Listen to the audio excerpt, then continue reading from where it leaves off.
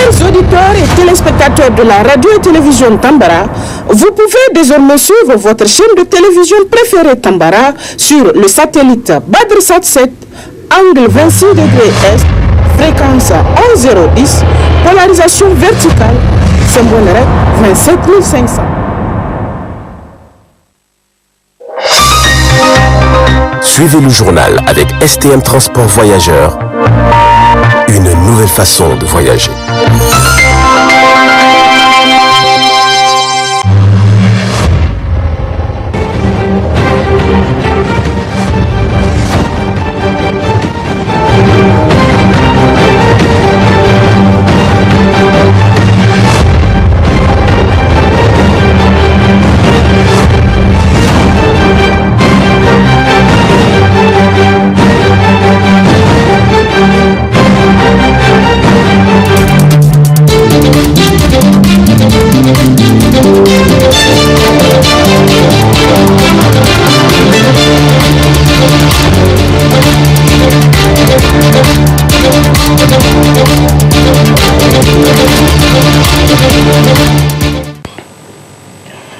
Nous sommes samedi 4 juin 2022. Mesdames et messieurs, bonsoir et ravi de vous retrouver sur cette édition d'information de 20h15 sur le miroir de la femme. Cela dit, interpellation du ministre du Commerce ce samedi 4 juin 2022 par la représentation nationale sur la cherté de la vie. C'était sous la présidence du premier vice-président de l'Assemblée nationale, Kalla Ankara. Les précisions dans ce reportage. Interpellé par le député Soumane Sanda sur le phénomène de la flambée des prix des produits de première nécessité dans le pays, le ministère du Commerce a répondu présent à cette interpellation afin d'apporter des clarifications aux préoccupations du député. Le budget de l'UPM qui était de 11 milliards en 2021 est passé à 30 milliards en 2022, auquel il faut ajouter encore 15 milliards de francs CFA, soit au total 45 milliards. Donc toutes ces ressources ont déjà été mobilisés pour faire face aux besoins essentiels des populations. Et une planification également, donc la planification tient compte du fait qu'elle va s'étaler jusqu'au mois de septembre, donc pour couvrir entièrement la période donc, de soudure. En ce qui concerne les aliments bétail, le gouvernement a placé 90 000 tonnes pour un montant total de 24 milliards 870 millions 735 600. Il faut ajouter des interventions donc maintenant de la cellule filets sociaux. Donc au total, le gouvernement et ses partenaires vont injecter au cours de la période 2022 à 2024 un montant de 79 milliards 929 millions 372 120 francs au profit de 719 133 ménages, soit environ 5 33 931 personnes sur toute l'étendue du territoire national. Au cours de cette interpellation, les parlementaires se sont appesantis sur les questions relatives aux dispositions et les moyens dont dispose le gouvernement pour appliquer ces mesures prises. Le service de contrôle des marchés ou de contrôle des prix, où est-ce qu'ils en sont avec? Parce que je sais qu'à l'époque, le ministère du Commerce avait une direction ou même une structure dédiée au contrôle des prix. Est-ce que ce service existe toujours et qu'est-ce qu'il faut exactement? S'agissant toujours de contrôle de prix, je ne sais pas si vous êtes au courant, c'est vrai que vous n'allez pas à la cuisine, mais il y a une flambée de prix du litre d'huile. Vous avez pris, monsieur le ministre, un mauvais exemple en parlant du pétrole. En voulant jeter de fleurs comme quoi que le Niger n'a pas augmenté. D'abord, le Nigeria est producteur de pétrole, mais au Nigeria, il n'y a pas de raffinerie en marche. Donc le Nigeria importe le produit fini, ce qui fait que le Nigeria peut être à 1000 francs, le Niger ne peut pas l'être. Le Bénin est purement importateur. Le Niger est producteur de pétrole et en même temps raffineur de pétrole. Et dans cette même salle, votre régime, il y a 11 ans de cela, s'est jeté des fleurs en disant que si les prix que les Nigériens attendaient à 300 francs ne le sont pas, ils sont à 500, c'est du fait des investissements investissements qui ont été faits. Voilà 11 ans que vous roulez avec une raffinerie, 11 ans que vous maintenez des prix au même niveau, et aujourd'hui l'essence devrait être au Niger à 225 francs ou à 250 francs plutôt que ça. Tout à l'heure, j'ai entendu des applaudissements. Sur les 57 minutes qu'ils vont avoir, vous aurez droit à 30 minutes d'applaudissements et de félicitations. Et autre chose, je crois que lors d'un conseil des ministres, vous avez annoncé que l'Union européenne venait à notre secours pour à peu près 23 ou 28 milliards. Vous n'en avez pipé mot. Où est-ce qu'on a né ces 28 milliards? Combien avez-vous reçu à la date d'aujourd'hui et quel usage vous comptez faire? Le ministère du Commerce a apporté des réponses aux multiples questions qui l'ont été posées par les parlementaires. La séance plénière reprendra le mardi 7 juin 2022 à l'hémicycle.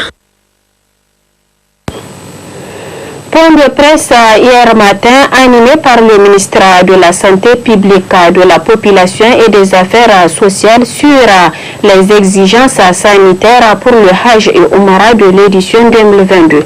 Un extrait de l'intervention du ministre de la Santé publique avant de le retrouver en partie magazine de ce journal.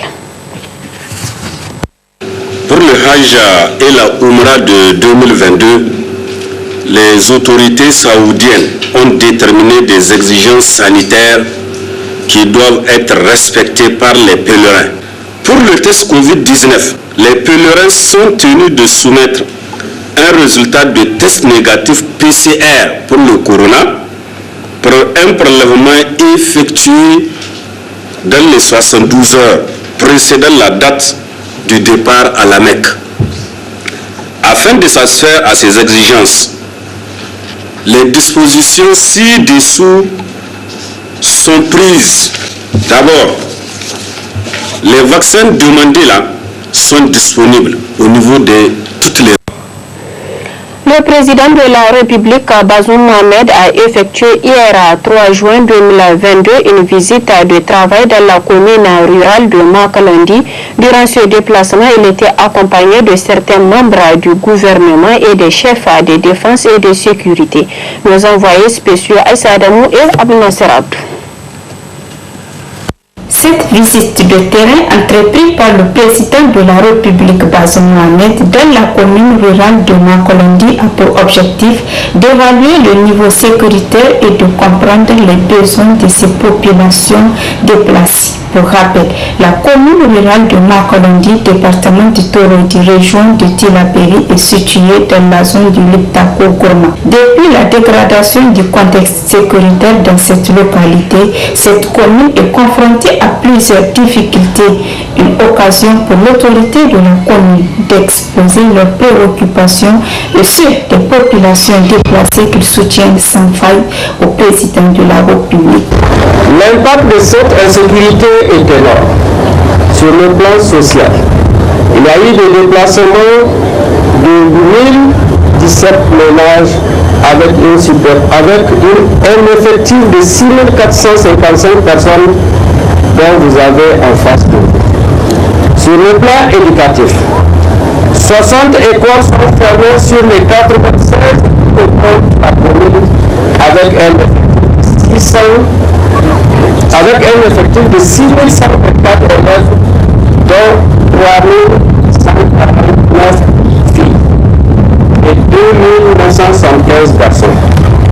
Sur le plan économique, la situation est critique car nous avons aujourd'hui des familles déplacées qui, sans le soutien de l'État et ses partenaires, ne peuvent se procurer de nourriture, puisqu'ils ont tout abandonné à la maison et par manque de terre à cultiver pour certains. Cette situation a conduit à la fermeture de toutes nos stations d'essence et de gasoil, ce qui ajoute en plus des difficultés de déplacement dues à l'état d'urgence.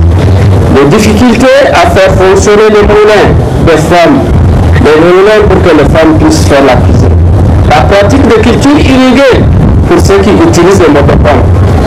Cela a alourdi les corvées aux femmes et conduit le séchage de culture. C'est pourquoi nous profitons de l'occasion pour demander la réouverture d'au moins 2 stations d'essence et aussi l'ouverture d'un service de transfert d'argent. La commune est aussi privée de tout réseau téléphonique depuis le 16 mai 2022 à partir de 21h46. Nous demandons également leur réhabilitation, Monsieur le Président. Toujours sur le plan économique, la commune de Makalandi compte 6 marchés hebdomadaires et sur les 6, le seul marché de Makalandi est profitable à la commune. Les 5 autres ne sont plus à notre disposition. Après Maradi, Difa, Banibongo, Tilaberi et Azuru, l'homme de terrain était à Makolandi pour réitérer son soutien aux populations déplacées tout en promettant de créer des conditions pour retourner se déplacer dans leurs villages respectifs. Je suis particulièrement touché par votre mobilisation, par cet accueil que vous nous avez réservé malgré le contexte et nos difficultés d'aujourd'hui. La vie dans la commune de Makolandi aujourd'hui est faite de grandes souffrances que j'ai décidé de venir vous voir, vous saluer d'abord, mais surtout vous écouter. À ce problème du déplacement des populations et à leur détresse que je suis venu ici discuter avec vous et créer les conditions de retour des populations dans leur village. Je ne suis pas venu pour dire de retourner pour que je vous abandonne. Non, jamais je ne le ferai. Je vais évaluer la situation de façon détaillée et nous ne ramènerons les populations dans leur village que si nous sommes sûrs que nous avons garanti leur sécurité quand elles seront retournées. Et c'est pourquoi je suis venu avec tous les chefs des forces de défense et de sécurité.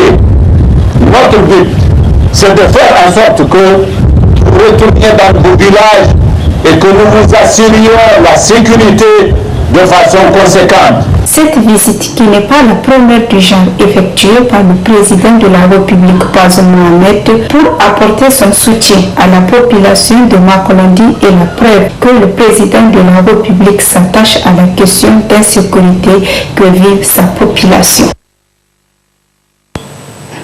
Après Makolandi, le président de la République, Bazoum Mohamed, a aussi rencontré les autorités de Torodi et ses populations déplacées. À ce stade aussi, le président de la République a remercié la population de Torodi pour l'accueil réservé à ses frères déplacés avant de leur livrer son message que je vous propose de suivre. Le terrorisme tel qu'il est à l'œuvre ces derniers temps, lui, il a eu un effet beaucoup plus perturbateur, beaucoup plus dommageable pour la vie des populations de cette zone. J'ai une pensée particulière pour les populations déplacées de tous les villages. Mais je me souviens en particulier de la violence avec laquelle les terroristes sont intervenus au village de Bolsi il y a de cela quelques semaines, lorsque ils ont tiré à bout portant sur des personnes. Et c'est cela qui avait provoqué ce grand déplacement que nous voulons gérer aujourd'hui. Je sais que depuis que ce phénomène existe, la vie dans cette zone frontalière avec le Burkina Faso est devenue difficile pour les populations parce que leurs activités économiques sont perturbées et leur sécurité s'est beaucoup ressentie de ce phénomène. Mais ce qui est arrivé ces dernières semaines a été très particulier par sa violence et cela a dû provoquer le déplacement de nombreux villages, une dizaine de villages ici, une autre dizaine du côté de Makalondi. Et je sais que les populations de la ville de Torodi ont accueilli avec la solidarité propre à notre société une dizaine de milliers de personnes qui ont été prises en charge par les populations, par les communautés, avec l'encadrement des autorités civiles, avec la participation du chef de canton que je salue. Et c'est par la suite seulement que l'État et nos partenaires humanitaires ont pu intervenir. Je voudrais remercier les populations de Torodi, de la ville de Torodi, pour l'accueil chaleureux et fraternel qu'elles ont réservé aux populations déplacées, les prévenances et la sollicitude dont elles ont fait montre à leur égard, qui est la preuve de ce que nous sommes profondément pénétrés dans notre culture par des valeurs qui sont des valeurs de l'islam et des valeurs de la fraternité ancestrale propre au continent africain. Je voudrais profiter également de ma présence ici à Torodi, qui est le chef-lieu du département, pour réitérer mon appel à tous ces jeunes qui ont versé dans ce banditisme, qui ont versé dans ce terrorisme cruel. Ce qu'ils font là n'a pas de sens, que ça ne leur rapporte rien. Je voudrais dire à leurs parents, à tous qui peuvent leur envoyer des messages, de bien vouloir relayer mon message, que notre porte est ouverte. Nous pouvons leur donner une autre chance dans la vie, pourvu qu'ils renoncent à ce qu'ils sont en train de faire. Place à présent à la partie magazine de ce journal, comme annoncé dans cette édition sur l'intervention du ministre de la Santé publique, de la population et des affaires sociales, notamment sur les exigences sanitaires qui doivent être respectées par les pèlerins selon les autorités saoudiennes. Très bonne réception et au revoir.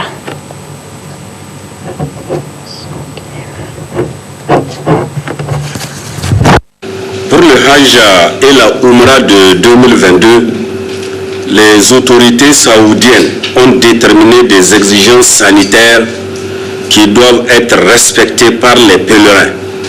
Ces exigences sont la vaccination et les tests Covid sont. Pour la vaccination, il est demandé la vaccination contre la Covid-19 avec les vaccins AstraZeneca, le vaccin Johnson, le vaccin Pfizer, aux doses recommandées par l'OMS, au moins 2 semaines avant de se rendre au Hajj.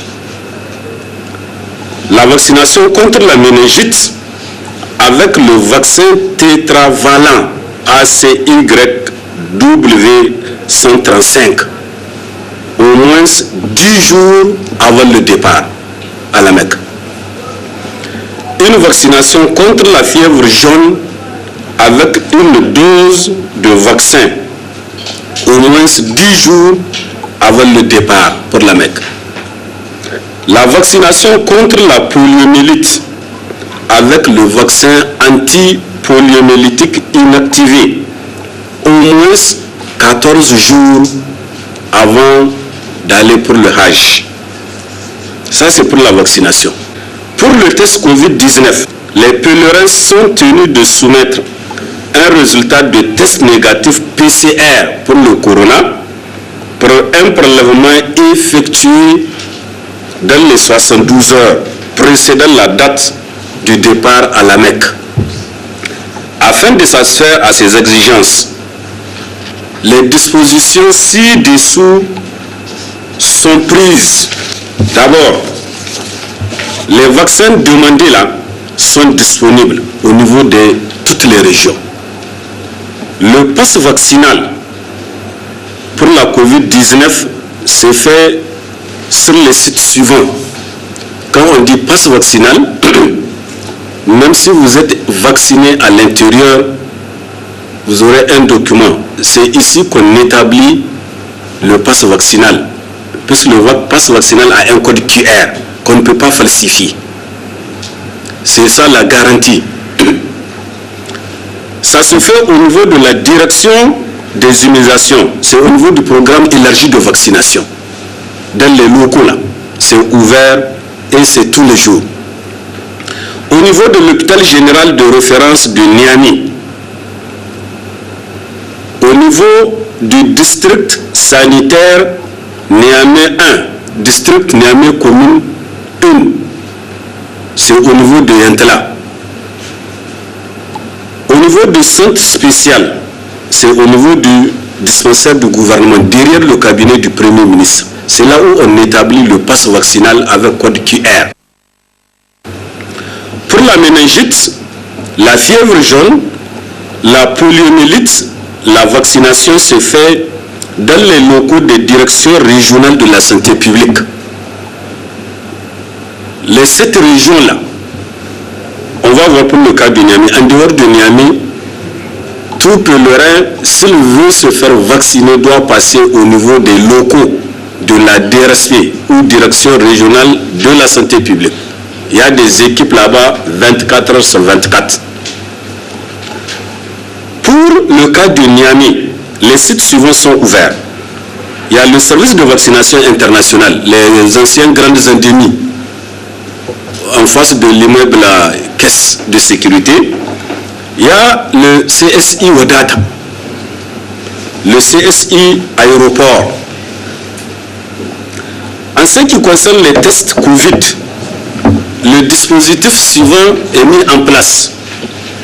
Il est souhaitable que les pèlerins fassent le test antigénique ou test rapide 2 semaines avant d'effectuer le test PCR. Et ce test antigénique se fait au niveau de tous les districts du Niger. Aujourd'hui, tous les départements, là où, en tout cas les sites-lieux, les chefs-lieux, ou du moins là où vous avez les locaux du district, ce test-là est réalisé. Cet examen est utile pour le dépistage d'éventuels cas positifs bien avant la date de départ. Les cas positifs seront pris en charge gratuitement par les services de santé. Et le test antigénique rapide est gratuit. Pourquoi on le fait? Il ne faut pas que le pèlerin attende, comme on dit, c'est 3 jours avant le départ qu'on fait le test. Il vient, il fait le test, il est positif et il ne peut pas partir au Hajj.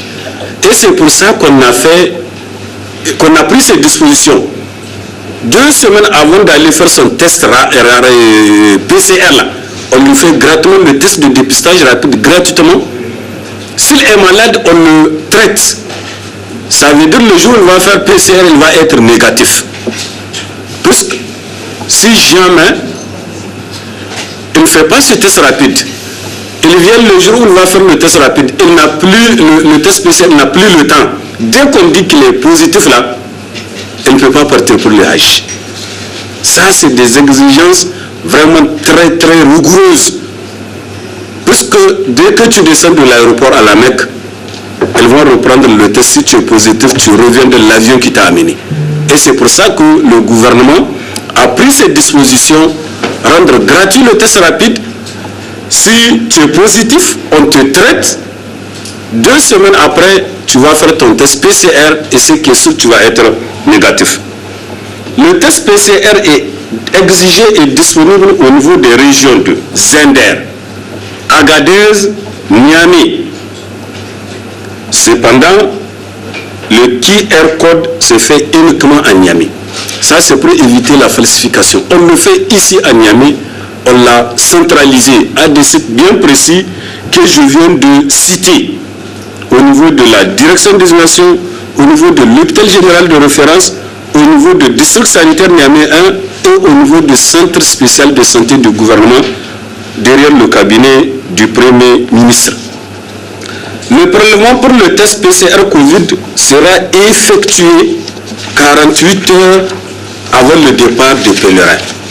Selon le programme des vols, par groupe d'agences de voyage. Les chefs de groupe d'agences sont chargés de récupérer les résultats négatifs des tests PCR de leurs pèlerins. Ça veut dire quoi? Ça veut dire qu'il y a un dispositif qui va être mis en place pour que, en fonction du programme de vol, puisqu'il y a un programme de vol, 48 heures avant le vol, le pèlerin va avoir son test PCR. Et le chef d'agence va récupérer les résultats positifs, négatifs. Le résultat positif, ça veut dire que, dans tout le cas, même s'il le récupère, ça ne servira à rien. On va le garder, on va prendre le malade en charge. Et vous voyez, 48 heures, c'est fini, le malade ne peut pas voyager. Puisque tout celui qui va embarquer, la première condition, il faut qu'il ait ses 4 vaccins et il faut qu'il ait le test PCR négatif. Un comité technique composé de tous les acteurs impliqués dans l'organisation des Hajj est mis en place pour rendre effectives ces dispositions. Ce comité, c'est le COHO, c'est tous les ministères qui sont impliqués dans l'organisation, c'est les agences de voyage pour le Hajj. En tout cas, c'est tous les acteurs pour que les mesures là édictées par le Royaume d'Arabie Saoudite soient respectées. Vous vous souvenez des problèmes pendant la Umrah? Parce que par rapport à ça, il n'y a pas de pudeur. Il s'agit de la santé des populations qui vont s'y rendre. Le gouvernement invite tous les pèlerins, les agents de voyage, tous les acteurs à respecter scrupuleusement les instructions et exigences sanitaires voulues par le Royaume d'Arabie Saoudite. Vous voyez l'innovation cette année, on a introduit le vaccin contre la polio. Parce qu'il y a un cas de polio, virus sauvage, qui a été détecté au Mozambique. Et c'est un virus qui circule très rapidement. Et eux, ils ont fait de ça une exigence. Tout celui qui n'a pas été vacciné contre ce virus, même s'il débarque, il ne peut pas aller, en tout cas, rentrer dans leur pays. Je rappelle, ce qu'on va demander au niveau des services de vaccination internationaux, le coût de ces vaccinations, parce qu'il y a des vaccins qui sont payants, c'est la méningite et la fièvre jaune. Si la personne n'a pas de carnet, y compris le carnet, c'est 10 500 francs. Si la personne a son carnet, c'est 10 000 francs. Puisque le vaccin contre la fièvre jaune, c'est 1 500 francs.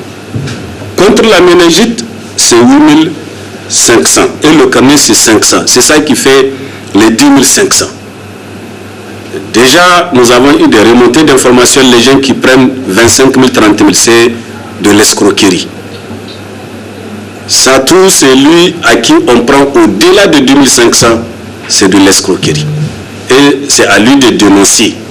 Le vaccin contre la polio, c'est le gouvernement qui l'a mis à la disposition de la population.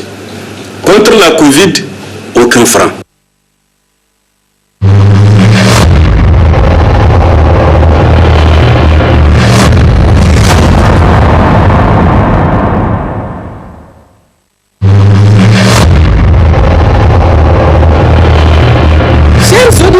Téléspectateurs de la radio et télévision Tambara, vous pouvez désormais suivre votre chaîne de télévision préférée Tambara sur le satellite Badrsat 7, angle 26 degrés Est, fréquence 1010, polarisation verticale, symbole 27500.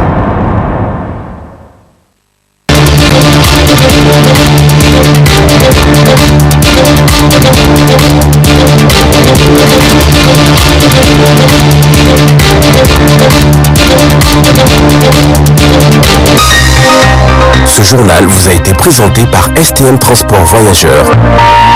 Une nouvelle façon de voyager.